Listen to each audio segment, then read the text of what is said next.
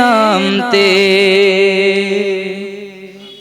রাত কেটেছে স্বপ্নে বিভোর, দিন কেটেছে ভাবতে কতটা সময় লাগবে তোমার দিনের পথে নামতে,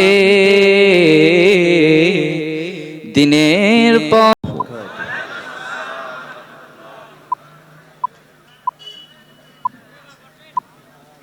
إن الحمد لله الأكرم الذي خلق الإنسان وكرم وعلمه من البيان ما لم يعلم، فسبحان الذي لا يحصى امتنانه باللسان ولا بالقلم. نشهد أن لا إله إلا الله وحده لا شريك له، ونشهد أن سيدنا وحبيبنا ومولانا محمدا عبده ورسوله الذي أرسله بالحق بشيرا ونذيرا. أعوذ بالله من الشيطان الرجيم. بسم الله الرحمن الرحيم. إن الله وملائكته يصلون على النبي يا أيها الذين آمنوا صلوا عليه وسلموا تسليما. اللهم صل على محمد وعلى آل محمد كما صليت على إبراهيم وعلى آل إبراهيم إنك حميد مجيد. اللهم بارك على محمد وعلى آل محمد كما باركت على إبراهيم وعلى آل إبراهيم إنك حميد مجيد.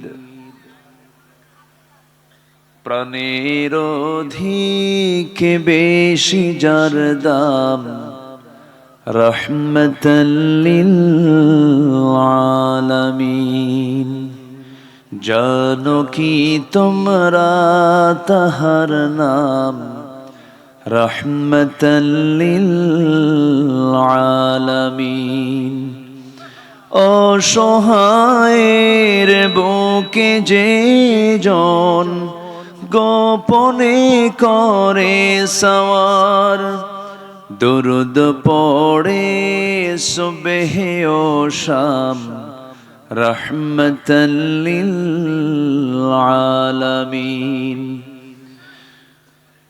গরিবের আহার দিতেন নিজে হয়ে রোজাদার, নিয়মর ভালোবাসার খাম রহমতাল লিল আলামিন। তার পথে যে বিছিয়ে দিত টুকরো কাটা স্তূপ করে, তাকেও দিলেন প্রেম মুজাসসাম রহমতাল লিল আলামিন। কেন তাকে শাহনশাহে রিসালাত বলে জানো, তিনি মখলুকাতের ইমাম রহমতাল লিল আলামিন। জানো কি তোমরা তাহার নাম রহমতাল লিল আলামিন। প্রাণের অধিক বেশি যার দাম রহমতাল লিল আলামিন। সবাই বলি সাল্লাল্লাহু আলাইহি ওয়াসাল্লাম। জেলার বাগমারা উপজেলার বৈলসিংহ বাজার সংলগ্ন মাঠে অনুষ্ঠিত একতা ইসলামী ইন্তেজামি কমিটি কর্তৃক আয়োজিত দ্বিতীয় বার্ষিকী তাফসীরুল কুরআন মাহফিল 2025 মহৎ আয়োজনের সম্মানিত সুযোগ্য সভাপতি শিক্ষাবিদ শামসুর রহমান আল কাদেরী, আজকের মাহফিলের বরেণ্য প্রধান অতিথি জনাব রফিকুল ইসলাম, আজকের এই মহৎ আয়োজনের বরেণ্য মেহমান বৃন্দ, বিশেষ করে আজকের এই মহৎ আয়োজনের অন্যতম বরেণ্য প্রধান আলোচক নন্দিত আলেমে দ্বীন প্রথিতযশা খ্যাতনামা মুফাসসিরে কোরআন, অনলবর্ষী আলোচক, আমার শ্রদ্ধাভাজন, আমার অত্যন্ত প্রিয় কাছের, আমার প্রিয় ভাইজান মুফতি মাওলানা বজলুর রশিদ মিয়া হাফিজাহুল্লাহ। আজকের মাহফিলের বরেণ্য আলোচক, আমার অত্যন্ত কাছের এলাকার কৃতি সন্তান মাওলানা মুফাদ্দাল হুসাইন হাফিজাহুল্লাহ। সামনে উপস্থিত দূরে ও কাছের বিভিন্ন স্থান থেকে ছুটে আসা কালেমার ঝান্ডাবাহী, তাওহীদের পতাকাবাহী, দ্বীন ইসলামের নরসারদুল বীর মুজাহিদ, প্রাণ প্রিয় সম্মানিত দ্বীনী ভাইরা, আড়ালে বসে আছেন শ্রদ্ধেয়া সম্মানিতা মা বোনেরা, আলোচনার সূচনায় আনুষ্ঠানিকতার মধ্য দিয়ে আমার পক্ষ থেকে আবারও দিল খোলা সালাম, আসসালামু আলাইকুম ওয়া রাহমাতুল্লাহি ওয়া বারাকাতুহু। সবাই কেমন আছেন বলুন? আমাকেও প্রশ্ন করে ফেলেছেন। আল্লাহ তাআলা আমাকে আপনার মতোই আপনার সাথে আপনার সামনে বসে রেখেছেন, বলি আলহামদুলিল্লাহ। সম্মানিত ভাই সব, একদিনে এত মেহমান যাদেরকে পাওয়া খুব দুষ্কর ব্যাপার। বিশেষ করে আমার প্রিয় ভাইজান বজলুর রশিদ মিয়া ভাইকে মিলানো খুবই কঠিন। একদিনে এই কমিটির আমি মনে করি মানে কপালটা খুব প্রসন্ন, তারা অনেক মেহমানকে একদিনে পেয়ে গেছেন, আলহামদুলিল্লাহ। মহান রব্বুল আলামিনের শুকরিয়া যে আমরা এমন একটি সুন্দর আয়োজনে আমরা শামিল হতে পেরেছি, বলি আলহামদুলিল্লাহ।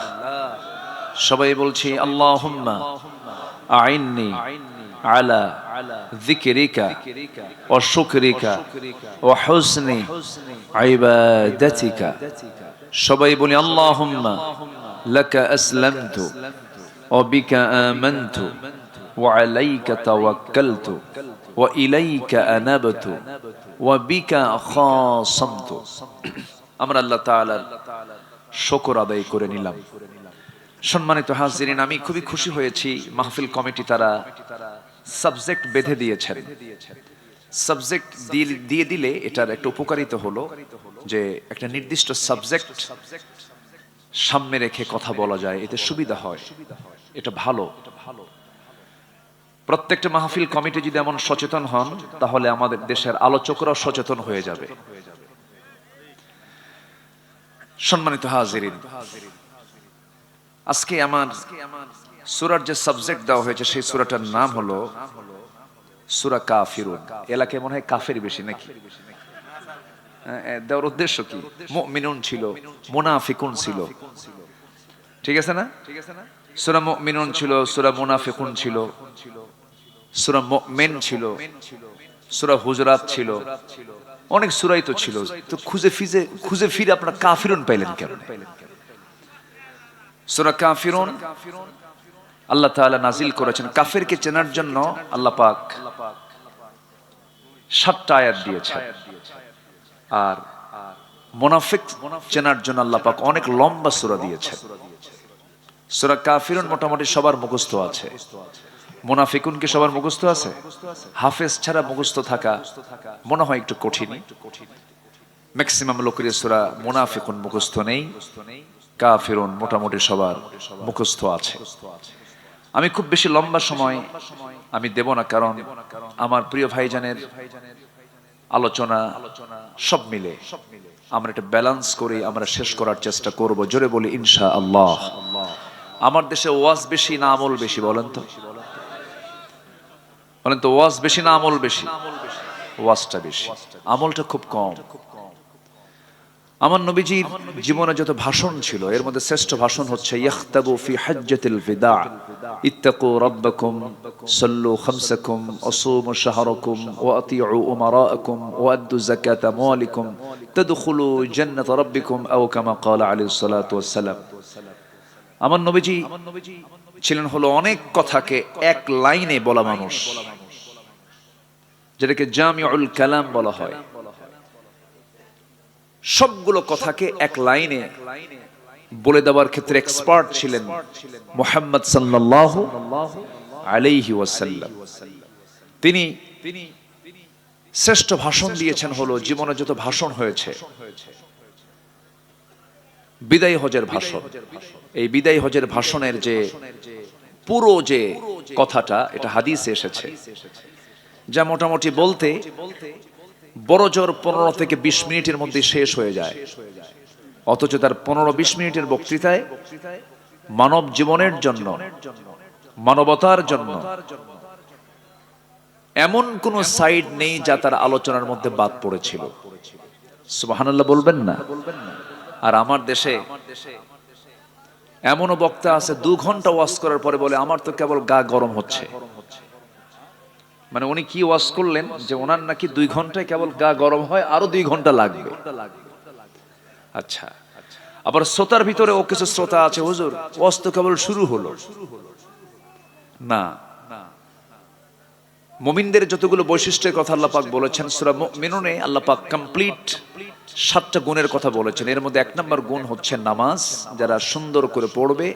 এরপরই হচ্ছে আল্লাযীনা হুম আনিল লাগবি মুরিদুন, যারা অনর্থক কথা থেকে নিজের জিহ্বাকে বিশ্রাম দেবে। সুবহানাল্লাহ বলবেন না? কথার ঘনত্ব যত বেশি, ভুল তত বেশি। এজন্য আমি নিজেও ব্যক্তিগতভাবে দোয়া চাই আপনাদের কাছে।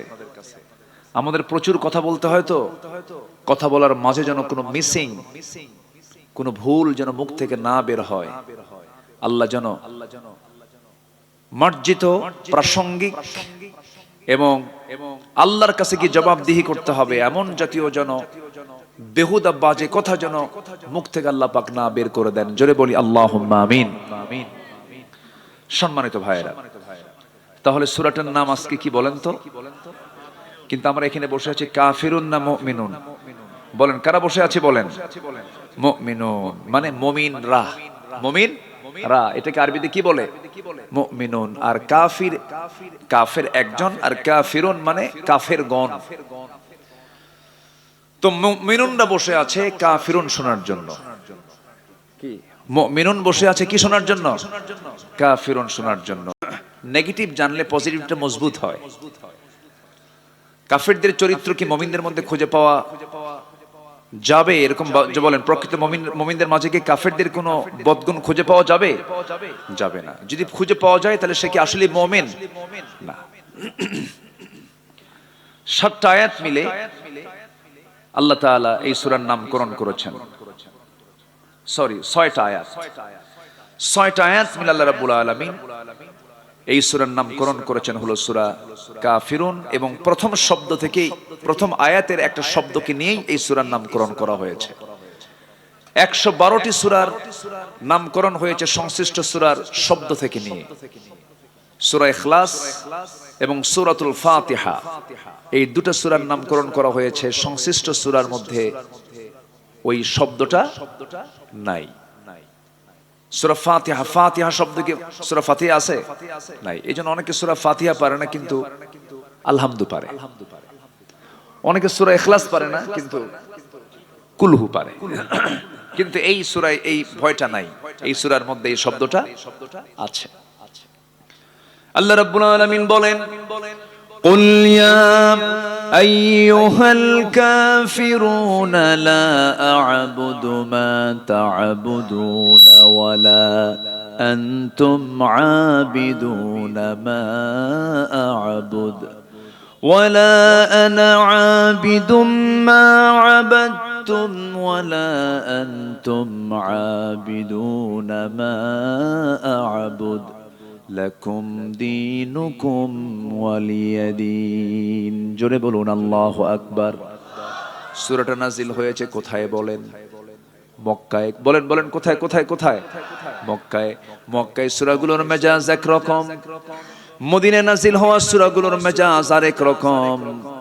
মদিনায় আল্লাহ পাক এক মেজাজে আয়াতগুলো নাজিল করেছেন, সূরাগুলো নাজিল করেছেন। মক্কার যে সূরাগুলো আল্লাহ রাব্বুল আলামিন ম্যাক্সিমাম সূরাগুলো সংক্ষিপ্ত করে দিয়েছেন, কিন্তু সংক্ষিপ্ত হলে হবে কি, ছোট্ট একটা আয়াতের মধ্যে বিশাল ব্যাখ্যা আল্লাহ পাক জমা করে দিয়েছেন। এই সূরার মধ্যে ইবাদত শব্দটা এসেছে, দিন শব্দটা এসেছে। ইবাদুন শব্দটা এবং দিন শব্দটা খুব একটা মৌলিক শব্দ। আল্লাহ রাব্বুল আলামিন এই দুনিয়াতে আমার পরিচয় তিনি দিয়েছেন, আমি একজন আল্লাহর গোলাম, আমি দাস, আমি হলাম গোলাম, আমার আল্লাহ হলেন রব। আমি হলাম আল্লাহর দাস, আমার রব হচ্ছেন আমার প্রভু, আমার মালিক। সেই মালিক রাসূলকে জানায়া দিচ্ছেন, কি জানায়া দিচ্ছেন? কুল ইয়া আইয়ুহাল কাফিরুন, হে রাসূল আপনি বলে দেন কাফের সম্প্রদায় শোনো। তাহলে রাসূল এই কথা বলছেন কাদেরকে বলেন তো? বলেন কাদেরকে বলেন? কাফেরদের। কি বলছেন? লা আ'বুদু মা তা'বুদুন ওয়ালা আনতুম আবিদুনা মা আ'বুদ। আমি যার গোলামি করি তোমরা তার গোলামি করো না, আবার তোমরা যার গোলামি করো আমি তার গোলামি করি না। অতএব তোমাদের কাছে সুস্পষ্ট মেসেজ হলো, তোমার দিন তোমার কাছে, আমার দিন আমার কাছে, তোমার বিধান তোমার কাছে, আমার বিধান আমার কাছে। সুস্পষ্ট মেসেজ যখন চলে গেছে মক্কার কুরাইশ নেতাদের কাছে, আবু জেহেলের প্রস্তাবনা প্রত্যাখ্যান হয়ে গেল। আবু জেহেল বলেছিল, মুহাম্মদ ঘুম থেকে উঠি তুমি আমাকে দেখো, আবার আমিও ঘুম থেকে উঠি তোমাকে দেখি, একই বংশের মানুষ, আত্মীয় স্বজন আমরা, ঘরের সঙ্গে ঘর লাগানো। অযথা গণগন্ডগোল করার দরকার নাই, কোনো ঝামেলা করার দরকার নাই। তোমাকে আমরা ভালোবাসি, পছন্দ করি, তোমাকে আমরা সৎ মনে করি, আমানতদার মনে করি, আল আমিন বলি, আর সাদেক বলি। অতএব খামাখা নতুন ধর্মের পেঁচ লাগায়া কি দরকার? তুমি যেহেতু চাচ্ছ নতুন ধর্ম, ঠিক আছে ভালো কথা, তোমারটাও থাকুক আমারটাও থাকুক। তোমারটা থাকবে 6 মাস, আমাদেরটা থাকবে 6 মাস। লাত মানত যাগুলো যা এই যে কাবা শরীফের ভিতরে আমরা সাজায় রেখেছি, এটারে তুমি বৈধতা দিয়ে দাও, আমরা তোমার রবের বৈধতা দিয়ে দেব। দেখেন প্রস্তাবের সাইজ দেখছেন? এই প্রস্তাব যখন দিয়ে ফেলেছে, সঙ্গে সঙ্গে আল্লাহ রাব্বুল আলামিন রাসূলকে জানায় দিচ্ছেন, হে রাসূল আপনি বলে দেন কাফেরদেরকে লক্ষ্য করে, তোমরা যার গোলামি করো আমি তার গোলামি করি না। তোমার দিনটা নিয়ে তুমি থাকো, আমার দিন নিয়ে আমি থাকি। অন্য ধর্মের কোন মন্দিরে আপনি পাহারা দিবেন সমস্যা নাই, প্যাগোডা পাহারা দিবেন সমস্যা নাই, আপনারা দেশের নাগরিক, তারা ধর্মের স্বাধীনতা তারা পাবে। কিন্তু অন্য ধর্মের কোন মূর্তি নিয়ে কোনো দেবতা নিয়ে প্রশংসার দরকার নাই, আবার দুর্নাম করার দরকার নাই, গালিও দরকার নাই। লা তাসুবুল আসনাম, মূর্তিগুলোকে গালি দিও না। তোমরা তাদের মূর্তিকে গালি দেবে, তারা তোমাদের প্রভু আল্লাহকে গালি দিবে। অতএব গালি দিতে যেও না, আবার প্রশংসাও করতে যেও না। প্রশংসা করলে ঈমান হারা হয়ে যাবে। অতএব তোমার দিন তোমার কাছে, আমার দিন আমার কাছে। সুবহানাল্লাহ। আমার দেশে আবার কিছু ভোট পাওয়ার জন্য খুব প্রশংসা করে, আছে না? এরকম আছে না? নারিকেলের নাড়ু খায়। যেটা অন্যায়, অন্যায়কে অন্যায় বলবো, অন্যায়কে অন্যায় বলবো, যেটা রং সেটা রং। মা দুর্গা যা করে করুক, মা সরস্বতী যা করে করুক, মা ভগবতী যা করে করুক, আমাদের দায়িত্ব হচ্ছে সকল ধর্মের স্বাধীনতা নিশ্চিত করা। কিন্তু এর মানে এই না যে সেখানে যাইয়া নারিকেলের নাড়ু খাওয়া। এটা আমাদের দায়িত্ব না, এটা অন্যায়, এটা ঈমান বিধ্বংসী কাজ, এটা ঠিক না। রাগ করলেন নাকি আপনারা? আমাদের হিন্দু ভাইরা আছেন আমার দেশে ভালো, কিন্তু ধর্মীয় বিষয়গুলো খুব স্পর্শকাতর। আচ্ছা বলেন তো, আমাদের জুমার নামাজে কি কোনো হিন্দু ভাইরা আসে? আসে বলেন তো? আসে। আমাদের ঈদগাহে কি তারা নামাজ পড়তে আসে? তা আপনি এরকম এত বড় ফকির কেন? হ্যাঁ, আপনার নারিকেলের নাড়ু খাওয়া লাগে? দরকার নাই। ইবাদত করব কার? আসতে বলবেন, ইবাদত করব কার? গোলামি কার হবে? আল্লাহর গোলামি হবে। এক জায়গায় না সব জায়গায়, এক জায়গায় না সব জায়গায়। ইবাদত মানে হচ্ছে বান্দার ইচ্ছায় কোনো কাজ হবে না। বান্দা কাজ করবে কার ইচ্ছায়, কার আইনে, কার সিদ্ধান্তে? আল্লাহর সিদ্ধান্তে বান্দা কাজ করবে। এবং ইসলামকে মর্জি মতো খাটো করা, লম্বা করার সুযোগও আল্লাহ পাক বান্দাকে দেন নাই। ইসলামটা কারো না, ইসলামটা কার? আল্লাহর। এটাকে মর্জি মতো ইফরাত তাফরিদ করার সুযোগও নাই। আমি আপনি আমার মতো করে ইসলাম আমি মানতে পারবো না। আমি এমন করে বলতে পারবো না যে আমরা শরিয়া আইনে বিশ্বাসী নই, আমরা শরিয়াকে মানি না, শরিয়াকে ফলো করি না। এই জাতীয় কথা বলা মানে তার ঈমান ছিনতাই হয়ে যাওয়া। ঠিক কি না? ঈমান ছিনতাই হয়ে যাওয়া, এটা করা যাবে না। আমাকে মুমিনদের কাতারে আসতে হবে, আমাকে মুসলিমের কাতারে আসতে হবে, সারেন্ডার করতে হবে। কার কাছে? আসতে বলবেন না, কার কাছে? আল্লাহর কাছে। তাহলে এখানে এই 6টা আয়াতের মধ্যে বারবার আব্দুন শব্দটা আসছে, বারবার।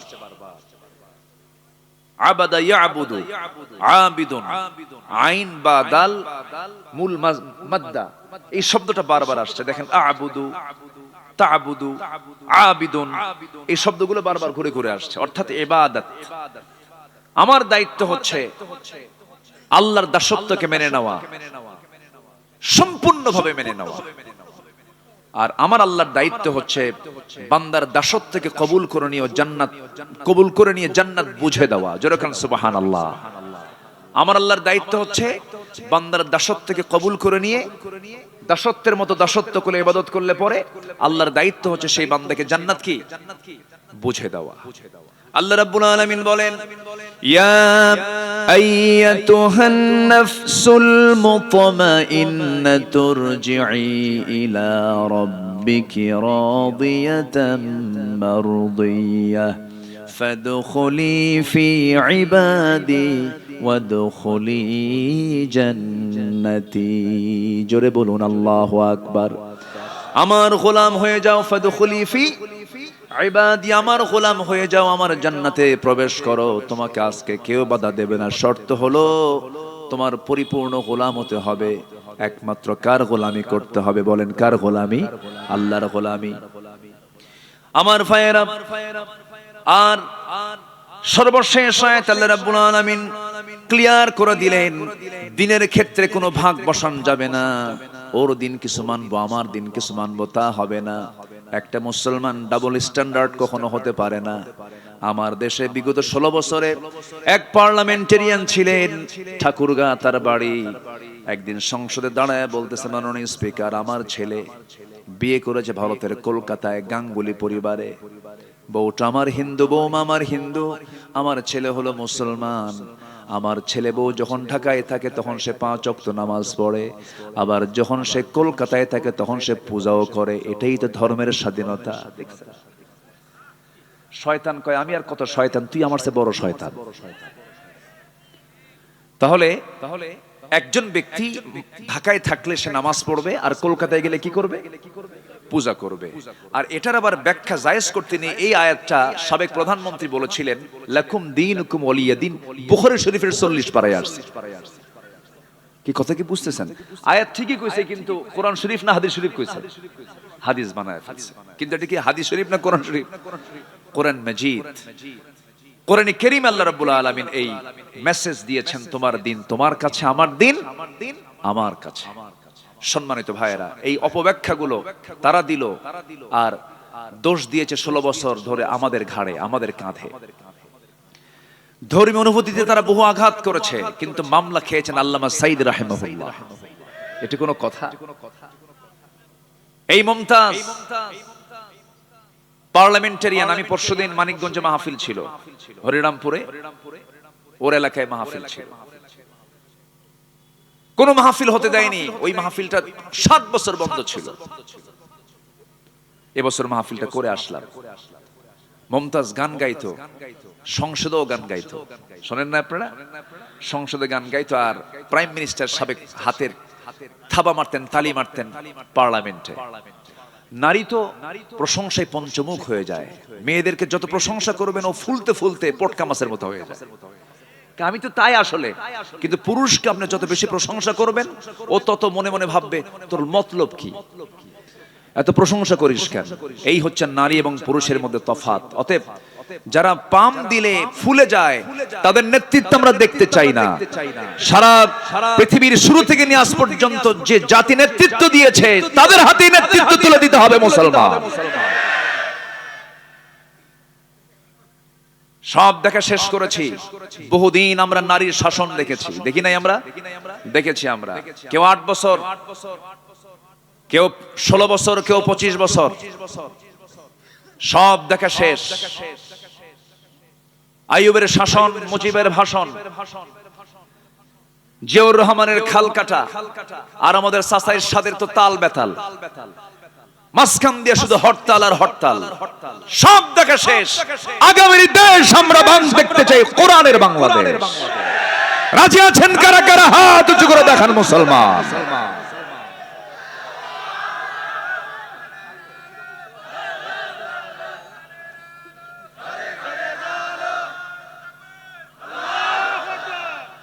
আল্লাহ কবুল করুন। জোরে বলি আমিন। আরো জোরে আমিন। রাগ করতেছেন নাকি? রাগ করলেও কিচ্ছু করার নাই। বহু মামলা, বহু হামলার শিকার হয়েছে আমরা। একটু তো কথা বলতেই হবে, একটু কথা বলার দরকার আছে না নাই? নাটোরে মাহফিল ছিল 2018 সালে। নাটোর মাহফিল শেষ করে বাড়ি ফিরলাম। ফজরের একটু আগ দিয়ে পুলিশ চতুর্দিকে ঘেরাও দিয়ে আমাকে ধরে নিয়ে চলে গেল। লোকজন একটু আসবে, আস্তে আস্তে আসবে, সমস্যা নেই। আচ্ছা আসবে, জায়গা হয়ে যাবে ইনশাআল্লাহ। আল্লাহ সহজ করে দেন। জোরে বলি আমিন। এই সামিয়ানার ওই যে ওয়ালটা দিয়েছেন, এরপর আরো জায়গা নাই মহিলাদের, তাহলে জায়গা ছোট হয়ে গেছে। ডান সাইডে কিছু জায়গা আছে, আসবে ইনশাআল্লাহ, আসবে আসবে আসবে, সমস্যা নেই। 2018 সালে আমার দিকে তাকান। 2018 সালে নভেম্বরের মাঝামাঝি সময় আমাকে বাড়ি ঘেরাও দিয়ে আমাকে ধরে নিয়ে থানায় জমা করলো। আসামি একখান পাইছি। ওসি মহোদয় আমার দিকে তাকায়া, একবার তাকায়া লজ্জার আমার দিকে তাকাচ্ছে না, মাথা নিচু করে আছে। তো বললাম, ভাই ধরে আনলেন কেন? হুজুর বদদোয়া দিয়েন না, মাফ চাই।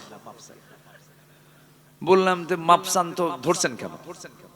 হুজুর কি করবেন, সামনে নির্বাচন, একটু কয়েকদিন থেকে আসেন, নির্বাচন হয়ে গেলে আপনি আবার বের হয়ে আসবেন। কি সস্তা কথা। তো বললাম তাই? তো এখন কি করবেন? হুজুর বদদোয়া দিয়েন না হুজুর, বাল বাচ্চা আছে, চাকরি বাঁচান তো ফরজ। আমি বললাম ইমান বাঁচান তো নফল। চালান দিয়ে দিল। কোর্টের জজ আমার দিকে তাকায় জিব্বাই কামড় মেরে বলে, এই হুজুরে ধরে আনছিল কে? ধারার দিকে তাকায় দেখে এই ধারায় জামিন দিলে আমার চাকরি ক্যান্সেল। মানে আমরা এমন দাগি আসামি যে জামিনই হবে না। দেশের এমন 12টা বাজাইছি আমরা। জামিন অযোগ্য মামলার ধারা দিয়া জেল হাজতে পাঠায় দিল। ভাবলাম যে জীবনে এই সুন্নত আদায় নাও হতে পারে, এই চান্সে ওইটা আদায় করে দিল। ঢুকলাম, মন খারাপ করিনি। ভিতরে ঢুকলাম, ভিতরে ঢোকা মাত্রই দেখে এক বুড়ো চাচা আমার দিকে তাকায় আছে। সালাম দিয়ে বলে, হুজুর আপনি জেলখানায় ঢুকছেন, খুব খুশি হলাম। তো বললাম যে আপনি খুশি হলেন কেন? কে বাবাজি মাহফিলে যাই, সামনে বসি, এত চেষ্টা করছে আপনার সঙ্গে একটাবার মুসাফা করব, চান্সই মিলেই নাই। হুজুর কি সুন্দর আল্লাহ মিলায় দিল। হুজুর দোয়া করি আপনি জেলখানায় থাকেন।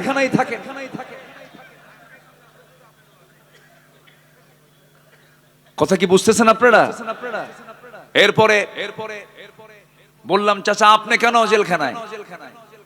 বোমা হামলা। কি হামলা? বোমা হামলা। আমি নাকি বোমা হামলা করেছি? বলেন তো 80 ঊর্ধ্ব বয়স, 80 বয়স লোকের হাতে যদি বোমা হাত তুলে দিয়ে যদি বলা হয় বোমা মারো, ও কি জায়গায় মারবে না মাথায় পড়বে? এগুলি চলেছে। এই সমস্ত ষড়যন্ত্রের, এই সমস্ত অপকর্মের আজকে প্রায়শ্চিত্ত তারাই ভোগ করতেছে। আজকে তারাই ভোগ করছে। আল্লামা সাইদ রাহিমাহুল্লাহ বলেছিলেন, আমার সম্মান নিয়ে যারা ছিনিমিনি খেলছে, আমাকে যারা বেইজ্জত করার জন্য চেষ্টা চালাচ্ছে, আল্লাহ তুমি জাতির সামনে তাদেরকে লেংটা করে দিও। কবুল হয়নি? কবুল হয়েছে কিনা? কবুল হয়েছে। এজন্য ইবাদত করব, আমরা জুলুম করব না। জোরে বলি ইনশাআল্লাহ। ইবাদত করলে সম্মান কে দিবেন? আর জুলুম করলে লাঞ্ছিত অপদস্থ করবেন আল্লাহ নিজে। আমার বন্ধুগণ কান লাগান, সময় অল্প, একটু মনোযোগ দিয়ে শুনবো। দুটো শব্দের ব্যবহার এই কোরআন এই সূরার মধ্যে বেশি হয়েছে।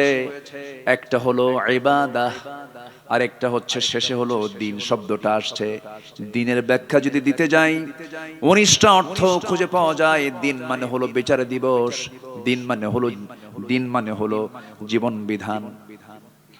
দিনের অনেকগুলো অর্থ, অনেকগুলো শব্দের অনেকগুলো অর্থ বিভিন্ন জায়গায় বিভিন্ন শব্দ এসেছে। যেমন এখানে এসেছে লাকুম দীনুকুম ওয়ালিয়া দ্বীন, আবার দিন শব্দটা আরেক জায়গায় আসছে। এই সবাই বলুন আর রহমানির রহিম মালিকি ইয়াউমিদ্দিন ইয়্যাকা না'বুদু ওয়া ইয়্যাকা নাস্তাঈন। জোরে বলুন আল্লাহু আকবার। আমার বন্ধুগণ, এখানে দিন মানে হলো জীবন বিধান। দিন মানে হলো একমাত্র দিন ইসলাম। ইসলাম ছাড়া অন্য কোনো কিছু দিনকে গ্রহণ করা যাবে না। আমি মুসলিম, আমাকে দিন লালন করতে হবে। সেই দিনটা থাকতে হবে এক জায়গায় না সব জায়গায়। আমার দেশে কি সব জায়গায় আছে নাকি? সব জায়গায় আছে, নামের সাথে আছে। শহীদুল ইসলাম, মফিদুল ইসলাম, মিজানুল ইসলাম, আরিফুল ইসলাম, ইসলামের শেষ নাই। কিন্তু নিজের নামের সাথে ইসলাম আছে। মুজাহিদুল ইসলাম কমিউনিস্ট পার্টির নেতা আছে কিনা? আছে কিনা? আছে কিনা বলেন। নাম হলো মুজাহিদুল ইসলাম, ওইদিকে কমিউনিস্ট পার্টির তিনি নেতা। কিন্তু না, আমি মুসলমান, আমার সঙ্গে ইসলাম থাকতে হবে। ব্রাহ্মণের ছেলে ব্রাহ্মণ হতে পারে, খ্রিস্টানের ছেলে খ্রিস্টান হতে পারে, বৌদ্ধের ছেলে বৌদ্ধ হতে পারে, কিন্তু মুসলমানের সন্তান মুসলমান হতে পারে না যদি তার মধ্যে ইসলাম না থাকে। ইসলাম থাকতে হবে 16 আনা। এই জন্য সেই দাসত্ব, সেই ইবাদত যদি আমি করতেও যাই, ইবাদত কবুলের কিছু শর্ত আছে। সেই শর্তটা হলো, ইবাদত কবুলের জন্য শর্ত হলো 10টা শর্ত। বলেন কয়টা শর্ত?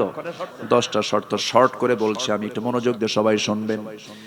সেই দাসত্ব যদি কবুল করে নিতে হয়, আমি আমার রবের যদি সন্তুষ্ট হাসিল করতে চাই, আমি তার বান্দা, সেই বান্দা হয়ে যদি আমার আল্লাহর সন্তুষ্টি হাসিল করতে চাই, শর্তগুলো পূরণ হলে পরেই দোয়াগুলো কবুল হবে, দাসত্ব কবুল হবে, ইবাদত কবুল হয়ে যাবে। 1 নাম্বার শর্ত হলো, যত মুনাফিকি আছে সমস্ত মুনাফিকি জীবন থেকে ধুয়ে মুছে সাফ করতে হবে।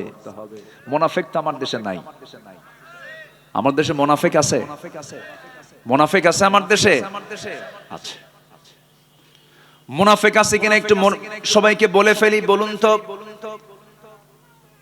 আমার নবীজি বলেছেন আয়াতুল মুনাফিকি সালাস, মুনাফিকের আলামত হলো তিনটা। যখন সে কথা বলে মিথ্যা বলে, এরপরে যখন সে ওয়াদা করে, ওয়াইদা ওয়াদা আখলাফ, যখন সে ওয়াদা করে ওয়াদা ভঙ্গ করে, ওয়াইদা তুমিনা খান, আমানতের খেয়ানত করে, যখন সে কারোর সঙ্গে তর্ক বিতর্কে লিপ্ত হয় তখন সে বাজে কথা, মুখ খারাপ করে ফাহিশা ভাষায় কথা বলে। আমার বন্ধুগণ, মিথ্যা কথা বলার মতো মানুষ তো বাংলাদেশে খুঁজে পাওয়া যাবে না। আছে মিথ্যা কথা বলার লোক আছে? তাহলে এখন বলুন তো, আমার দেশে মুনাফিক আছে না নাই? আরেকটা জরিপের কথা বলবো, কান লাগাবেন, মনোযোগ দিয়ে শুনবেন। আচ্ছা বলুন তো, কোন ওয়াক্তে বাড়িতে মানুষ বেশি থাকে? কোন ওয়াক্তে বলেন? নামাজের কোন ওয়াক্তে বাড়িতে মানুষ বেশি থাকে? বলেন কোন সময়? আমার রাসূল বলেছেন মুনাফিক চেনার চিহ্ন হলো ফজর যাবে না, ফজরের কোনো খবর থাকবে না। মুনাফিক যোহর পড়তে পারে, মুনাফিক আসর পড়তে পারে, মুনাফিক মাগরিব পড়তে পারে, মুনাফিক বড় জোরে এশা পড়তে পারে, কিন্তু মুনাফিক কখনো ফজর নামাজ পড়তে পারে না। বলুন তো, আমার দেশের সবচাইতে কম মুসল্লি কোন ওয়াক্তে? আর সবচেয়ে বেশি অবস্থান করে মানুষ বাড়িতে কোন ওয়াক্তে? আমার দেশে মানুষ বেশি না মুনাফিক বেশি? ধরা খাইছেন কি? ধরা খাইছি আমরা? হ্যাঁ। এত ওয়াজ হয়, ফজরে মুসল্লি নাই। আচ্ছা বলুন তো, ফজরের সালাতের গুরুত্ব বেশি না জুমার সালাতের গুরুত্ব বেশি? জুমার গুরুত্ব নাই। আজ থেকে জুমার গুরুত্ব আছে না নাই? আচ্ছা, দুটাই ফরজ, দুটাই ফরজ, কিন্তু ফজরের আল্লাহ রাব্বুল আলামিন বিশেষ ফজিলত দিয়েছেন। 65টা এক্সট্রা ফজিলত আছে ফজর নামাজের, 65টা। ফজরের 2 রাকাত সুন্নাত নামাজ, রাকাতাই সালাতুল ফজর খায়রুম মিনাদ দুনিয়া ওয়া মা ফিহা। ফজরের 2 রাকাত সুন্নাত এত দামি যে আল্লাহ তাআলা বলেছেন খায়রুম মিনাদ দুনিয়া ওয়া মা ফিহা, দুনিয়া এবং দুনিয়ার মাঝে যা আছে তার চাইতে বেশি দাম হলো ফজরের 2 রাকাত সুন্নাতের দাম। তাহলে এখন বলুন, ফজরের মুসল্লি মাঝে মাঝে 3 জন খুঁজে পাওয়া যায়। কয়জন? 3 জন। কে কে? ইমাম, মুয়াজ্জিন আর খাদেম। যদি 3টার চাকরি না থাকতো, 3টাও থাকতো না। এই হলো ফজরের চিত্র আমাদের। অথচ আমার নবীজি বলেছেন, যে বাড়িতে প্রাপ্তবয়স্ক মুসলমান পুরুষ আছে অথচ মসজিদে আসে না, আমি নবী, আমি রাসূল, আমার মনে হয় আমি সেই বাড়িতে গিয়ে নিজেই আগুন ধরায়া দেই, আগুন লাগায় দেই। আমি ওই বাড়িতে আগুন ধরায়া দিতাম, লাগায়া দিতাম, যদি ওই বাড়িতে নারী এবং শিশু না থাকতো। নাউজুবিল্লাহ। কত ভয়ঙ্কর হাদিস, কত শক্ত হাদিস। আমার নবীজি কত রাগ করলে পরে এই জাতীয় কথা বলেছেন।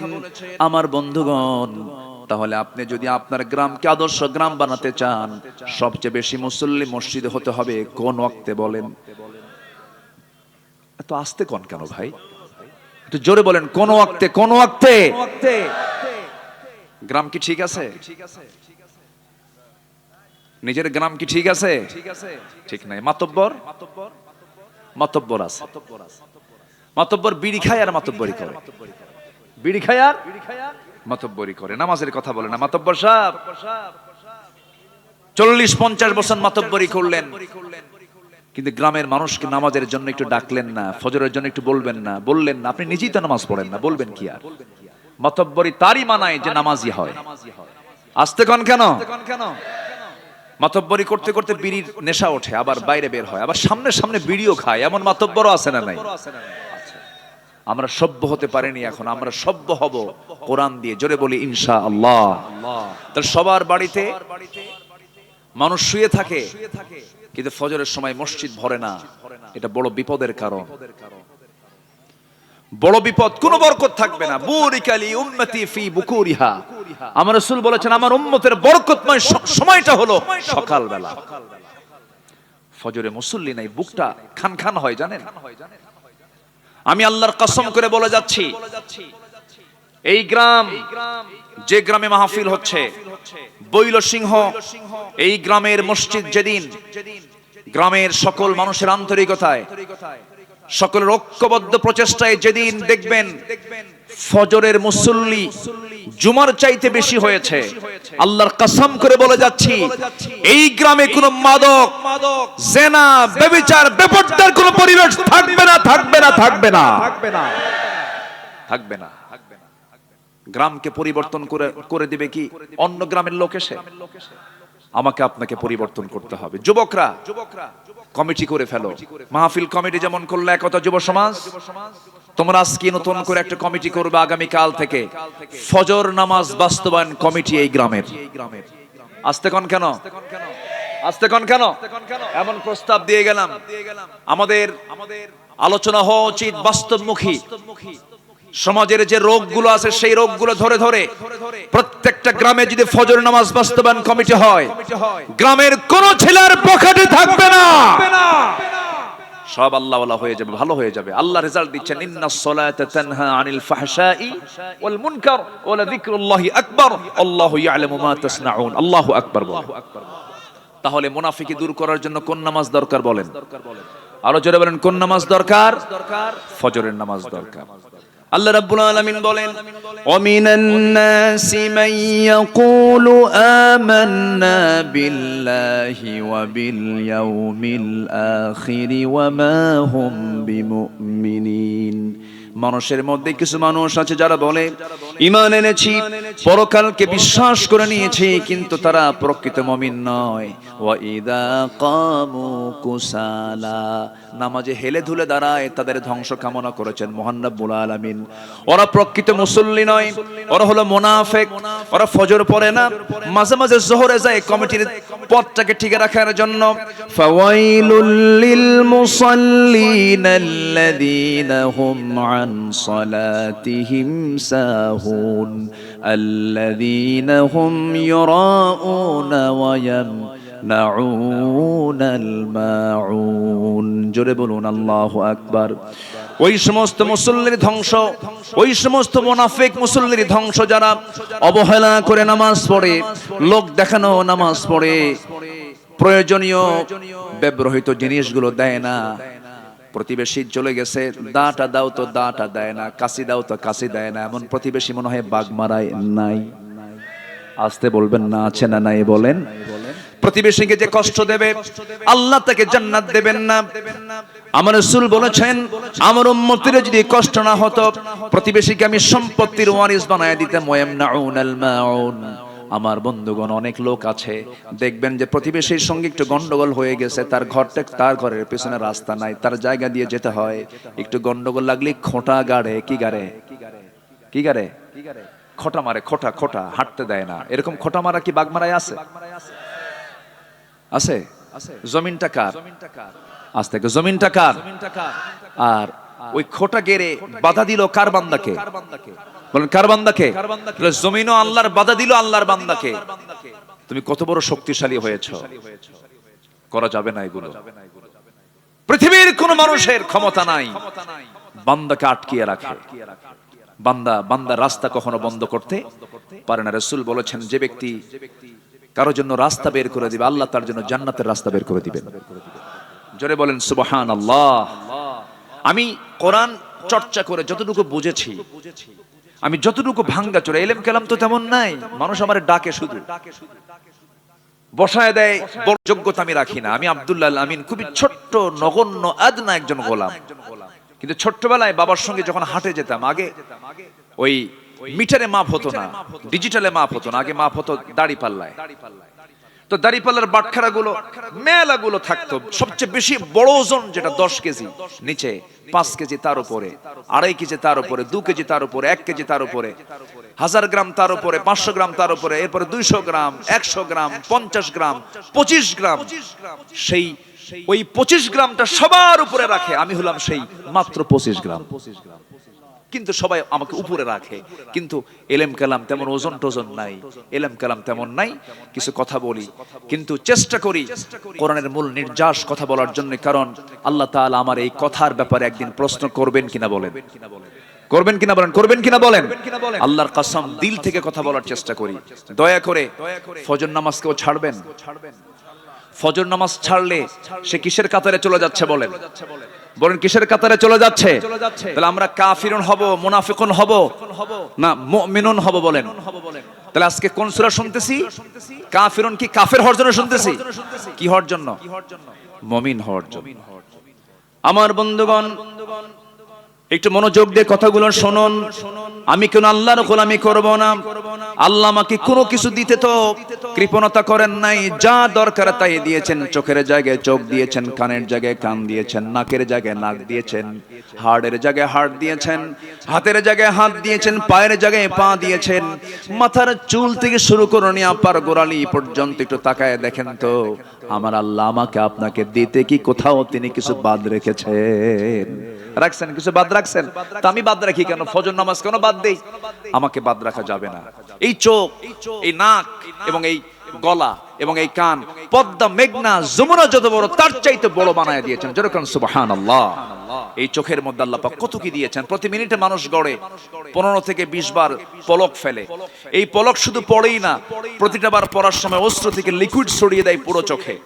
এর ফলে চোখ থাকে আর্দ্র, ধুলাবালি, ক্ষতিকর জীবাণু থেকে মুক্ত।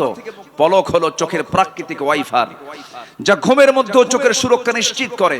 প্রতিদিন আমাদের চোখে গড়ে 1 মিলিলিটার অশ্রু তৈরি হয়, যা স্বচ্ছ অথচ অত্যন্ত কার্যকর এক তরল পদার্থ। এই অশ্রুর মধ্যে থাকে লাইসোজাইম নামের এক প্রাকৃতিক অ্যান্টিবায়োটিক, যা চোখকে ব্যাকটেরিয়ার আক্রমণ থেকে রক্ষা করে।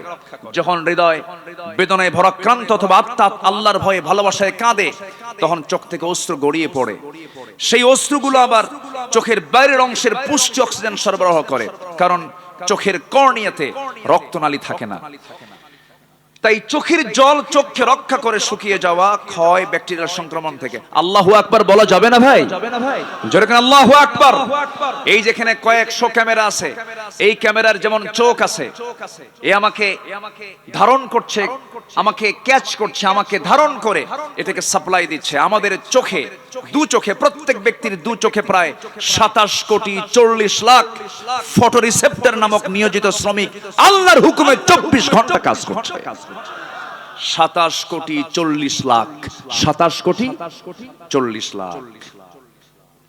যখন আলো আপনার চোখে গিয়ে পড়ছে, যখন ফটো রিসেপ্টর কাছে চলে যাচ্ছে, তখন ফটো রিসেপ্টর সেটাকে প্রসেসিং করে আপনার অপটিক নার্ভে পৌঁছে দিচ্ছে। সেখান থেকে ইলেকট্রিক ইম্প্যালেন্সের মাধ্যমে সেটা আমাদের ব্রেইনের অক্সিপিটাল ল্যাবে চলে যাচ্ছে। ফলে আমরা দেখতে পাচ্ছি। এই অপটিক নার্ভের কথা শুনলাম আমরা, শুধুমাত্র এখানেই 7 থেকে 70 লক্ষ তারের মতো ফাইবার চোখের পিছনে আল্লাহ পাক রেখে দিয়েছে। যেরকম সুবহানাল্লাহ। কে দিয়েছেন? আল্লাহ বলছেন আলাম নাজআল লাহু আইনাইন ওয়া লিসানান ওয়া শাফাতাইন। আল্লাহু আকবার বলে। কান দিয়েছেন কে? কানের মধ্যে ময়লা থাকে না? এই ময়লাকে কি বলে? খোল। গরু খায়? এই খোল সে খোল না, এটা ময়লা, ইয়ারক্স। এই ময়লাটা কাজের ময়লা, এটা অকাজের ময়লা না। যখন কোনো বিয়ারিং যদি জাম লেগে যায়, কোন চাকার বিয়ারিং জাম লেগে যায়, তখন মিস্ত্রিরা কি করে? গিরিজ দেয়। কি দেয় বলেন তো? গিরিজ অথবা কোন মোবিল দিয়ে এটাকে প্রসেসিং করে জংটাকে দূর করার জন্য চেষ্টা চালায়। ঠিক তেমনি আমার কানের ভিতরে আল্লাহ পাক যে ময়লাগুলো দিয়েছেন, এটা হচ্ছে আমার কানের গিরিজ। এটাকে ঠিক রেখেছেন। এটা স্বাদ কেমন? এটা কেমন? এটা কি মিষ্টি লাগে না কি লাগে? কি খান নাই? আজকে যা চেক করবে। কানের যে ময়লা, এটা হচ্ছে তিক্ত। আপনি ঘুমিয়ে পড়েছেন, নিস্তেজ, নিথর দেহ পড়ে আছে। আল্লাহুম্মা বিসমিকা আমুতু ওয়া আহইয়া, মরে গেছেন আপনি ঘুমের মধ্যে। কানের মধ্যে যদি কোনো আসুক, জি আলহামদুলিল্লাহ, কানের মধ্যে যদি কোনো কি বলে পিঁপড়া যদি ভুল করে চলে আসে, সেই সময় ওই সমস্ত কানের যে ময়লাটা তিক্ত, ওর মুখে যখন লেগে যায়, সঙ্গে সঙ্গে সে বলে যে আমি ভুল জায়গায় চলে আসছি, বের হয়ে চলে আস। আর যদি মিষ্টি হতো, সব ময়লাগুলো, সব পিঁপড়াগুলো জমা হতো কোথায় গিয়ে? কানে গিয়ে জমা হতো। তাহলে এই কানকে সেভ করলেন কে? আসতে বলবেন না, কে সেভ করলেন আল্লাহ করলেন। আল্লাহ বলছেন ইন্নাস সামআ ওয়াল বাসারা ওয়াল ফুআদ কুল্লু উলাইকা কানা আনহু মাসউলা। শ্রবণ শক্তি, দৃষ্টি শক্তি, অন্তর শক্তি আমি দিয়েছি, সব ব্যাপারে জিজ্ঞাসা করব আমি আল্লাহ রাব্বুল আলামিন একদিন। অতএব আমার এই কানকে অবশ্যই তার নিয়মেই চালাতে হবে যিনি আমার কান দিয়েছেন। তিনি কে? আল্লাহ তাআলা। আজকের মাহফিলের একজন মেহমান এসেছেন, জনাব আব্দুল বারী সাহেব। না, আলহামদুলিল্লাহ, জি বসুন। আল্লাহ তুমি তার হায়াতে বারাকা দান করো। জোরে বলি আল্লাহুম্মা আমিন।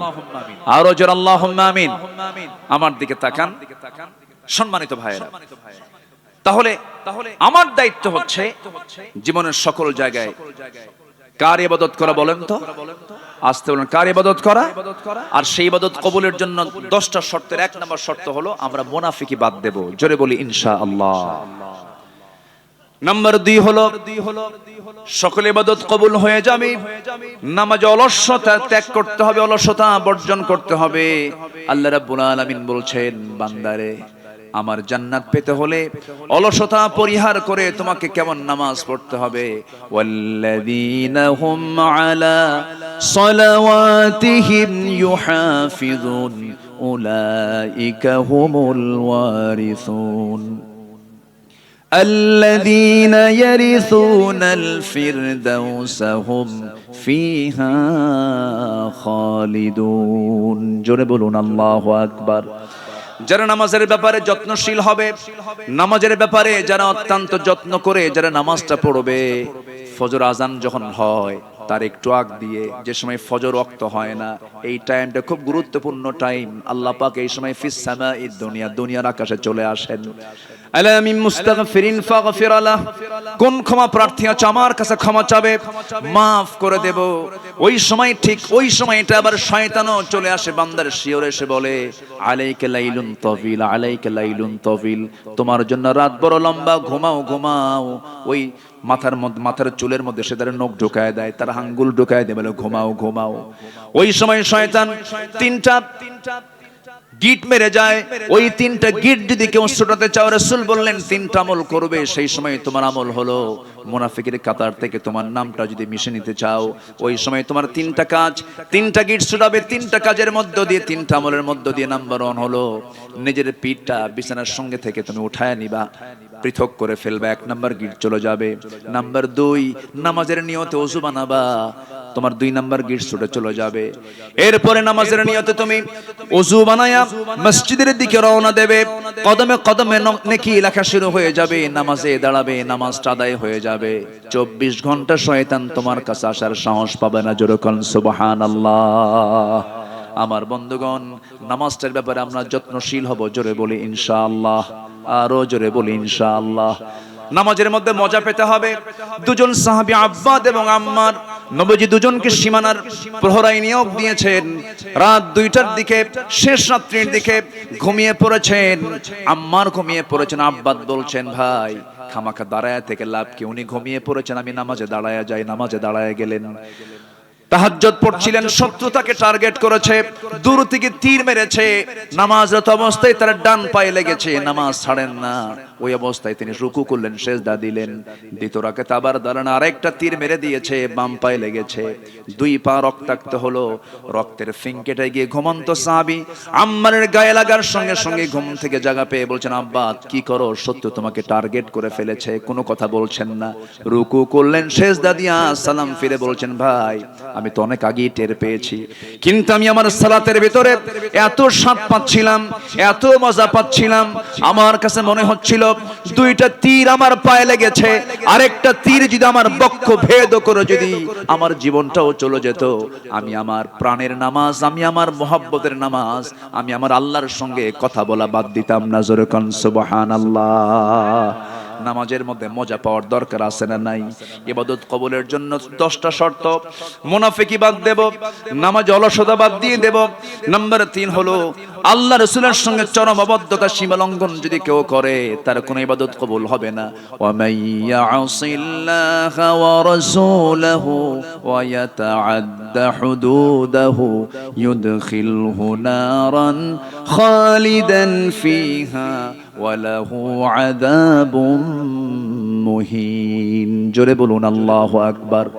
আল্লাহ এবং রাসূলের নাফরমানি করবে যারা, সীমা লঙ্ঘন করবে যারা, আল্লাহ তাকে আগুনে প্রবেশ করাবেন, সে স্থায়ী হবে, তার জন্যই রয়েছে অপমানজনক আযাব। সূরা নিসা আয়াত নাম্বার 14। এই জন্য অবাধ্যতা হওয়া যাবে না, অবাধ্য হব না। আমরা সবাই একমাত্র বাধ্য হব যার, তিনি আমার কে। আসতে বলবেন না, তিনি আমার কে, বলেন আল্লাহ। কি বাধ্যগত সাহাবী ছিলেন, ঈমানটাকে লালন করেছেন। কি পরিমাণ ঈমানের গভীরতা থাকলে পরে, কি পরিমাণ ঈমানের অবিচলতা থাকলে পরে দুনিয়ার সবকিছু উজাড় করে দিয়েছেন, সবকিছু ছেড়ে দিয়ে তারা ঈমানটাকে লালন করেছেন, নবীর আনুগত্য করেছেন, আল্লাহর আনুগত্য করেছেন। এই মুহূর্তে একজন সাহাবীর কথা মনে হয়ে গেল। মক্কা এবং মদিনার ঠিক মাঝখান বরাবর তার বাড়ি। এই মক্কা মদিনার ঠিক মাঝখান বরাবর বাড়ি। ইয়াং টকবকে যুবক, বাপ জন্মের পূর্বেই মারা গেছে। জন্মের পরপরই চাচার কাছে মানুষ হয়েছেন সেই সাহাবী। নবীর দাওয়াত তার কানে গেল, কালেমা পড়লেন। চাচার কানে সংবাদ গেছে ভাতিজা কালেমা পড়েছে। সঙ্গে সঙ্গে চাচা ডাক দিয়ে বলে, তলব করে বলে, ভাতিজা শুনলাম তুমি নাকি দিন গ্রহণ করেছো। সঙ্গে সঙ্গে তিনি বলছেন, দিন তো একটাই, সেটা হলো কার দিন? কার দিন বলেন? আল্লাহর দিন। চাচা আমিও কালেমা পড়েছি, আপনিও কালেমা পড়েন। সঙ্গে সঙ্গে চাচা বলছে, তুমি কি জানো এটার ফলাফল কি হতে পারে? কি হবে চাচা বলেন? সব সম্পত্তি জোর করে তোর কাছ থেকে নিয়ে নেব। তোকে এত ভালোবাসলাম, তুই এত বড় ক্ষতি করে ফেললি। আমার ধর্ম, আমার বাপ দাদা সব শেষ করে ফেললে, তোকে শেষ করে ফেলবো আমি। সঙ্গে সঙ্গে বলছেন, ও চাচা, সম্পত্তির আপনি হুমকি দিচ্ছেন, আমাকে জোর করে নিতে হবে না আমার কাছ থেকে। আমি বিনা শর্তে সমস্ত সম্পত্তি দিয়ে দিলাম, তবু আমি ঈমান হারা হব না, নবীর অবাধ্য হব না, আল্লাহর অবাধ্য হব না। ওমাইয়া আসিল্লাহ রাসূলহু ওয়া ইয়াতাআদ্দা হুদুদাহু, ওমাইয়া আসিল্লাহ রাসূলহু ওয়া ইয়াতাআদ্দা হুদুদাহু, সেই পক্ষে আমি যাব না, সেই সীমা লঙ্ঘন আমি করব না। সঙ্গে সঙ্গে চাচা তাকে ধরে ফেলে, কলার ধরে টান মেরে জামা টেনে ছিলল, জোর করে লুঙ্গিটা পর্যন্ত খুলে নিয়া, ঘাড় ধাক্কা দিয়া রক্তাক্ত করে সেই জায়গা থেকে বের করে দেওয়ার পরে বলছে, চলে যা। উলঙ্গ হয়ে বাইরে বের হয়ে দুনিয়াটা অন্ধকার দেখছিলেন। মার দরজায় গিয়ে বলছেন, মা দরজা খোলো। দরজা খোলা হলো। বলছে, মা আমার দিকে তাকাইও না, ঈমান এনেছি, নবীর আনুগত্য করেছি। আমার চাচা আমার পরনের লুঙ্গিটা পর্যন্ত খুলে নিয়েছে। ও মা দেখো তো ঘরের মধ্যে কিছু আছে নাকি? এক খণ্ড কাপড় তাকে দেওয়া হলো। এক খণ্ড কাপড়টা পরে কোনো মতো সতরটা ঢেকে ঢুকে মার কাছ থেকে বলছেন, মা বিদায় দিয়ে দাও, দুনিয়ার সব ছাড়বো, কিন্তু আমি আমার আল্লাহ রাসূলকে ছাড়বো না। জোরে বলেন সুবহানাল্লাহ। চললাম মদিনার দিকে। মদিনায় রওনা করলেন। মদিনায় চলে গেলেন। পায়ে হেঁটে হেঁটে, শীতকাল থরথর করে কাঁপতেছিলেন। গোটা গায়ে শুধু এক খণ্ড কাপড় দিয়ে শুধু সতরটা ঢাকা। নবীর দরজায় গিয়ে নক করলেন। নবীজি দরজা খুলেই দেখেন গায়ে কাপড় চোপড় নাই। ভিতরে ঢুকলেন। নবীর ব্যবহৃত দুটা জুব্বা মোবারক আমার নবী নিজ হাতে দিয়ে বলছেন, যুবক জুব্বাটা নাও, তাড়াতাড়ি গায়ে দাও, ঠান্ডা লেগে যাবে তোমার। জুব্বা পরা শেষ করলেন। রাসূল বলছেন, যুবক ঘটনা কি? সব খুলে বললেন। সঙ্গে সঙ্গে রাসূল বলছেন, ও আব্দুল্লাহ, তোমার চাচা তোমাকে বস্ত্রহীন করে ঘর থেকে বের করে দিয়েছে, আর বিশ্বনবী তোমার জন্য তার নিজের দেহের জুব্বা মোবারক তোমাকে দান করেছে। চিন্তা করো না। ও আব্দুল্লাহ, তুমি কি বলতে চাও বলো, তুমি কিছু চাও নাকি? আব্দুল্লাহ বলছেন, হুজুর আপনি আমার জন্য একটা দোয়া করে দেন, আমি যেন শহীদ হতে পারি, মৃত্যুর রাজপথ শহীদ যেন হতে পারি। সঙ্গে সঙ্গে আমার রাসূল দুহাত তুলে আকাশের দিকে তাকায় বলছেন, ও আকাশের মালিক আল্লাহ, আমার আব্দুল্লাহর জন্য, আমার আব্দুল্লাহর জান মালকে তুমি কাফির বেঈমানদের জন্য হারাম করে দাও। এই কথা বলার সঙ্গে সঙ্গে সাহাবীর মন খারাপ হলো। রাসূল বলছেন, ও সাহাবী মন খারাপ করলা কেন হুজুর? দোয়া চাইলাম কি, দোয়া করলেন কি? এই দোয়া তো আমি চাই নাই হুজুর, আমি তো শহীদ হতে পারবো না। রাসূল বলছেন, শোনো আব্দুল্লাহ রে, মন খারাপ করো না। তোমার মধ্যে যদি শাহাদাতের চেতনা লালন হয়, এমন তামান্না যদি তোমার ভিতরে লালন হয়, ওয়া ইম্মা তাআলা ফিরাশিহি, তোমার মরণ যদি বিছানা হয়ে থাকে, আল্লাহ রাব্বুল আলামিন তোমাকে শহীদের দরজা আল্লাহ রাব্বুল আলামিন তোমারে দিয়ে দিবেন। জোরে কোন সুবহানাল্লাহ। সঙ্গে সঙ্গে রাসূল বলেন কোরআন হাতে নাও, আসহাবে সুফফায় চলে যাও। আমার নবীজি পাঠিয়ে দিলেন। এত আবেগী সাহাবী আব্দুল্লাহ চিৎকার মেরে মেরে কাফিরুন পড়েন, চিৎকার মেরে মেরে কুরাইশ পড়েন, চিৎকার মেরে মেরে সূরা মাউন পড়েন, এত জোরে চিৎকার মেরে মেরে পড়ছেন। সাহাবীরা সব বিরক্ত হয়ে নবীর কাছে এসে বলছে, হুজুর নতুন একজন সাহাবীর আগমন হলো, কি হয়েছে এত জোরে জোরে পড়ে আমাদের ডিস্টার্ব ভয়? কে? আব্দুল্লাহ। রাসূল কেঁদে ফেলে বলছেন, ও সাহাবীরা রে, আমার আব্দুল্লাহকে তেলাওয়াতে বাধা দিও না, কারণ আমার আব্দুল্লাহ আমার আনুগত্য করতে গিয়ে, আল্লাহর আনুগত্য করতে গিয়ে দুনিয়া সব বিক্রি করে আমার পথ সে ধরেছে। জোরে বলুন সুবহানাল্লাহ।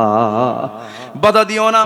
আমার নবীজি মদিনায় থাকাকালীন যুদ্ধের ডাক চলে এলো। আমার নবীজি বলছেন, আমার আব্দুল্লাহ কোথায়? আব্দুল্লাহকে ডেকে আনো। সঙ্গে কুরনি জিহাদের ময়দানে ঝাঁপিয়ে পড়লেন।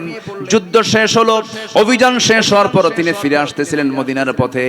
হঠাৎ করে নবীর কানে সংবাদ গেল, হুজুর আব্দুল্লাহ সুস্থ হয়ে পড়েছে। নবীজি একটু শোকাহত হলেন, বলেন ভালো করে সেবা দাও, নার্সিং দাও। 3 দিন পরে ফাইনালি নিউজ চলে এলো, হুজুর অনেক চেষ্টা করলাম, আব্দুল্লাহ বাঁচলো না, আব্দুল্লাহ মারা গেছে। আমার নবীজির চোখে পানি চলে এলো আর বললেন, ও আমার সাহাবীরা, আমার আব্দুল্লাহর জানাজার আয়োজন করো। আব্দুল্লাহর জানাজার দায়িত্ব আমি কাউরে দেব না, আমি রাসূল নিজে তার জানাজার দায়িত্ব কাঁধে নিয়ে নিলাম। জানাজা শুরু হয়ে গেছে, নবীজি জানাজা পড়ায়া দিলেন। জানাজা শেষ হওয়ার পরে আমার রাসূল বলছেন, সাহাবীরা, আমার আব্দুল্লাহর কবরটা কোথায় খনন করেছো? হুজুর ওই 2 পাহাড়ের চিপায় করেছি, আমারে নিয়ে যাও। রাসূল চলে গেলেন, কবরের সামনে দাঁড়ালেন। কবরের সামনে দাঁড়ায় বলছেন, সাহাবীরা রে, আমার আব্দুল্লাহর কবরে আমি আজকে কাউকে নামতে দেব না, আমি রাসূল নিজে নামবো। রাসূল নিজে নামলেন। নামার পরে বলছেন, আবু বকর ডানে নামো, ওমর বামে নামো। আমার নবীজি দুহাত আগায় দিলেন। দুহাত আগায় দিয়ে বলছেন, ও আমার সাহাবীরা, আমার কলিজার টুকরা আব্দুল্লাহকে আমার হাতে তুলে দাও। আমার নবীজি আব্দুল্লাহর লাশটা তিনি হাতে নিলেন। বলছেন, আবু বকর ধরো, ওমর ধরো। 3 জন মিলে কবরে শোয়া দিয়া নবীজি বুকের উপর হাত রেখে বলছেন, আরশের মালিক আল্লাহ, এই মুহূর্ত পর্যন্ত আমি আব্দুল্লাহর উপরে সন্তুষ্ট আছি, রাজি আছি। তুমি আমার আব্দুল্লাহ, কলিজার টুকরা আব্দুল্লাহ রে মাফ করে দাও। পাশে দাঁড়িয়ে থাকা একজন সাহাবী, সাদ ইবনে আবি ওয়াক্কাস রাদিয়াল্লাহু তাআলা আনহু, যে সাহাবী এত বড় আল্লাহওয়ালা ছিলেন, সমুদ্র ঝাঁপ দিয়েছেন ঘোড়া সহ, ঘোড়ার একটা পায়ের খুর পর্যন্ত ভেজে নাই। এত বড় আল্লাহওয়ালা একজন সাদ বিন আবি ওয়াক্কাস চিৎকার মেরে বলছেন, ও আকাশের মালিক আল্লাহ, আজকে আমি জীবিত সাদ যদি এই জায়গায় না দাঁড়ায় থেকে যদি ওই কবরের বাসিন্দা হতে পারতাম, জীবনটা বড় প্রসন্ন হতো, ভাগ্য আমার বড় খুলতো। কারণ যে কবরবাসীকে বিদায় জানানোর জন্য যে কবরের মধ্যে পৃথিবীর সেরা 3 জন তাকে দাফন করার জন্য নেমে যায়। আমার বন্ধুগণ, এত সম্মান, এত ইজ্জত, এত মর্যাদা বাড়ার যে মূল কারণ, সেটা হলো নিঃশর্তভাবে ওই সমস্ত ব্যক্তিগুলো আনুগত্য করেছেন কার? দাসত্ব করেছেন কার? এবং একমাত্র আনুগত্য করেছেন মুহাম্মদ সাল্লাল্লাহু আলাইহি ওয়াসাল্লামের। নাম্বার 4 হলো ইবাদত কবুল হবে আল্লাহর সঙ্গে শিরক যদি না করি। নাম্বার 5, সামনে পেছনে যারা পরনিন্দা করবে তাদের কোনো ইবাদত কবুল হবে না। ওয়াইলুল লিকুল্লি হুমাযাতিল লুমাযা আল্লাযী জামাআ মালান ওয়া আদ্দাদা। নাম্বার 6 হলো আল্লাহকে ভুলে থাকা, মন্দ কাজের আদেশ করা। আল মুনাফিকুনা ওয়াল মুনাফিকাতু বা'দুহুম মিন বা'দ ইয়া'মুরুনা বিল মুনকারি ওয়া ইয়ানহাউনা আনিল মা'রুফ ওয়া ইয়াকবিদুনা আইদিয়াহুম নাসুল্লাহা ফানাসিয়াহুম ইন্নাল মুনাফিকিনা হুমুল ফাসিকুন। জোরে বলুন আল্লাহু আকবার। যারা মুনাফিক তারাই ফাসিক। কে বলছেন? বলেন কারা বলেন? যারা মুনাফিক হয় তারা আবার কি হয়? তাহলে মুনাফিক যে হবে সে আরেকটা লকব পাবে, তার নাম কি? ফাসিক। সে কি হয়ে যাবে বলেন তো? ফাসিক। যে মুনাফিক সে আবার কি? ফাসিক হয়ে যাবে। নাম্বার 7 হলো শয়তানের যারা পদাঙ্ক অনুসরণ করবে, কোন দাসত্ব, কোন ইবাদত তার কবুল হবে না। ইয়া আইয়ুহাল্লাযীনা আমানু লা তাত্তাবিউ খুতুওয়াতিশ শাইতান ওয়া মান يتبع خطوات الشيطان فإنه يأمر بالفحشاء والمنكر। জোরে বলুন আল্লাহু আকবার। শয়তান আছে না নাই বলেন? আসতে বলবেন না আছে না নাই। বাগমারা মনে হয় চেনে না। বাগমারা চেনে শয়তান চেনে বাগমারা। শয়তান জান্নাতও চিনে। আমার আব্বা আদম এবং হাওয়াকে ফাওয়াসওয়াসা লাহুমা ফাযাল্লাহুমা শাইতান, জান্নাতে গিয়ে যদি আমার আব্বা আম্মাকে যদি ওয়াসওয়াসা দিতে পারে, তাহলে বাগমারার এই এলাকা মনে হয় শয়তান কোনোদিন আসে নাই। কি আছে কিনা, আছে কিনা, আছে কিনা বলেন।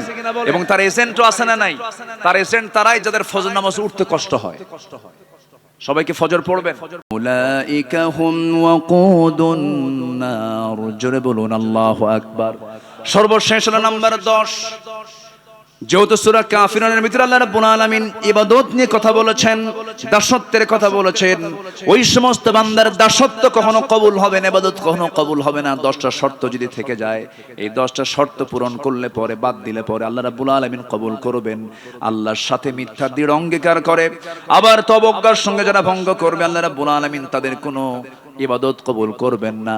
আল্লাহ রাব্বুল আলামিন এই সবাইকে 10টা শর্ত পূরণ করার তৌফিক দান করুন। জোরে বলি আমিন, আরো জোরে আমিন, আরো জোরে আমিন। আমার মা বোন যারা আসছেন তাদের জন্য 3টা মেসেজ। নাম্বার 1, 5 ওয়াক্ত নামাজ। নাম্বার 1 কি বলেন তো, কয় ওয়াক্ত নামাজ? নাম্বার 2 হলো মেয়েরা কাজ করবে, কাজ শুরু করবে আগে না তেলাওয়াত করবে আগে? বলেন বলেন বলেন। দিন শুরু হবে কাজ দিয়া না তেলাওয়াত দিয়া? আগে নামাজ, এরপরে কি বলেন? তেলাওয়াত। যে বাড়িতে তেলাওয়াত থাকবে সে বাড়িতে কোনো রোগ শোক আসবে না। আল্লাহু আকবার বলেন। তেলাওয়াত, মেয়েদের তেলাওয়াত যে বাড়িতে আছে সেই বাড়িটা শান্তির জায়গা। যে মহিলার তেলাওয়াত দিয়ে বাড়ি শুরু হয়, যে স্ত্রীর তেলাওয়াত দিয়ে বাড়ির কাজ শুরু হয়, ওই বাড়িতে কখনো শয়তান ওয়াসওয়াসা দিতে পারে না। আল্লাহ কবুল করুন, আমল করার তৌফিক দান করুন, জোরে বলি আমিন। নাম্বার 3 হলো পর্দায় থাকা। পর্দাটা কমপ্লিট হতে হবে। পর্দা মূলত হচ্ছে নিজের আত্মীয় স্বজনদের সঙ্গে পর্দা করা। দূরের লোক তো অত ক্ষতি করতে পারে না। আত্মীয় স্বজন যেরকম দুলা ভাই, মামাতো ভাই, খালাতো ভাই, চাচাতো ভাই, দেবর, ভাসুর, এই জায়গায় পর্দার গুরুত্ব সবচেয়ে কম না সবচেয়ে বেশি? বেশি। আল্লাহ রাব্বুল আলামিন এলাকার মা বোনদেরকে এমন সুন্দর পর্দা করার তৌফিক আল্লাহ পাক দান করুন। আমাদের মাঝে মেহমান এসেছেন, সবাই চিনেন তো তাকে নাকি? অনেকে চিনেন। আল্লাহ তাআলা অনেক সুন্দর সূরত দান করেছেন। কি সুন্দর আল্লাহ পাক চেহারা আল্লাহ পাক দিয়েছেন। ভিতরটাও যেমন সুন্দর, বাহিরটাও তেমন সুন্দর। জনাব আব্দুল বারী হাফিজাহুল্লাহ তিনি এসেছেন, তিনি কথা বলবেন। এবং এরপর এদেশের অগণন মানুষের কলিজার টুকরা অত্যন্ত ছন্দময় গতিতে সুন্দর করে কথা বলেন আমাদের মুরব্বী, আমাদের সিনিয়র বড় ভাই বজরুল রশিদ মিয়া ভাই, তিনি কথা বলবেন। আমি আর কথাকে দীর্ঘায়িত করতে পারছি না, যতটুকু হয়েছে আমরা বলে ফেলি আলহামদুলিল্লাহ।